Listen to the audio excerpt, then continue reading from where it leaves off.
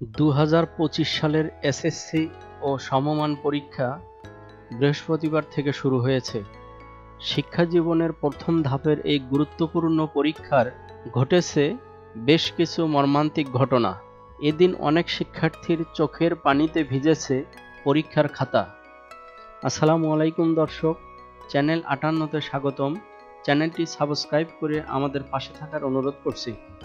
ইতিমধ্যে যারা সাবস্ক্রাইব করেছেন তাদের অসংখ্য ধন্যবাদ। জানা যায়, পরীক্ষার প্রথম দিন মা হারিয়েছে শেরপুরের নকলা উপজেলার এক মেয়ে। শিরিনা বেগম নামে 32 বছর বয়সী গৃহবধূ মেয়েকে পরীক্ষা কেন্দ্রে রেখে ফেরার পথে অটোরিকশা চাপায় প্রাণ হারান। অপরদিকে পরীক্ষার হল থেকে বের হয়েই বাবার লাশের খাটিয়া কাঁধে নিতে হয়েছে কুমিল্লার লালমাই উপজেলার মাতাইনপুর উচ্চ বিদ্যালয়ের শিক্ষার্থী নাহিদকে। বুধবার গভীর রাতে নাহিদের বাবা ৪৫ বছরের আক্তার হোসেন কুমিল্লা মেডিকেল কলেজ হাসপাতালে চিকিৎসাধীন অবস্থায় মারা যান।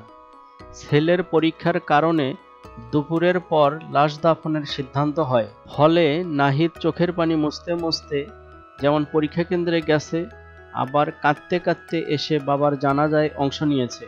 বাবার মুখাগ্নি ও অন্ত্যেষ্টিক্রিয়া সম্পন্ন করেই পরীক্ষার সিটে বসতে হয়েছে নাটোরের বড়াইগ্রাম উপজেলার সেন্ট লুইস উচ্চ বিদ্যালয়ের শিক্ষার্থী সুদীপ্ত কুমারকে।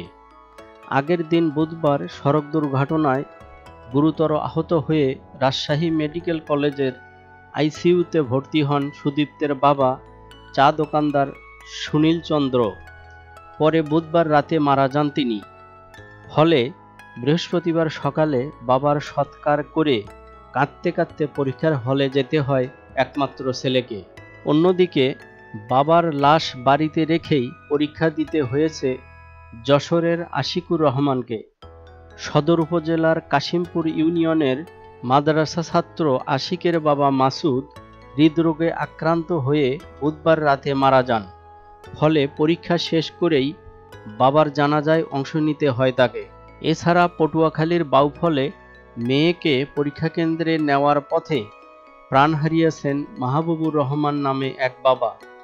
মেয়ে তাসফিয়াকে কেন্দ্রে নিয়ে যাওয়ার সময় হঠাৎ অসুস্থ হয়ে পড়লে তাকে হাসপাতালে নেন পথচারীরা, আর পরীক্ষা কেন্দ্রে পাঠানো হয় তাসফিয়াকে। হাসপাতালে নিলে মাহবুবকে মৃত ঘোষণা করেন চিকিৎসক। এছাড়া রংপুরের মিঠাপুকুর উপজেলার তালিমগঞ্জ উচ্চ বিদ্যালয়ের শিক্ষার্থী রিমা আক্তার, সুনামগঞ্জের শান্তিগঞ্জ উপজেলার পঞ্চম গ্রাম উচ্চ বিদ্যালয় শিক্ষার্থী মাসুমা বেগম, হবিগঞ্জের চুনারুঘাট উপজেলার আমু রোড উচ্চ বিদ্যালয় ও কলেজের তারিন আক্তার, পটুয়াখালী সদর উপজেলার বদরপুর শহীদ স্মৃতি মাধ্যমিক বিদ্যালয়ের শিক্ষার্থী মারিয়া আক্তার পরীক্ষার প্রথম দিনই তাদের বাবাকে হারিয়েছে। অপরদিকে পরিবারের সবাই শিক্ষিত হওয়ার অনুতাপ থেকেই 52 বছরেও এসএসসি পরীক্ষা দিচ্ছেন ইউপি সদস্য দেলোয়ার হোসেন দুলু।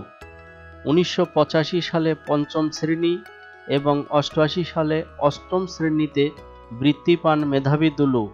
কিন্তু 1990 সালের এসএসসি পরীক্ষায় নাটোরের বাগাতিপাড়ার এ বাসিন্দাকে কেন্দ্র থেকে বহিষ্কার করেন ম্যাজিস্ট্রেট। এতে মানসিকভাবে ভেঙে পড়ায় আর পরীক্ষা দেওয়া হয়নি। অবশেষে 35 বছর পর সেই এসএসসি পরীক্ষায় অংশ নিচ্ছেন তিনি। এবার এসএসসি ও সমমান পরীক্ষার প্রথম দিন সারা দেশে অনুপস্থিত ছিল 26,928 জন শিক্ষার্থী। গত বছর এ সংখ্যা ছিল 19,359। অর্থাৎ এবার প্রথম দিন অনুপস্থিতি বেড়েছে। এছাড়া অসদুপায় অবলম্বনের অপরাধে 22 শিক্ষার্থীকে বহিষ্কার করা হয়েছে। আল্লাহ হাফেজ।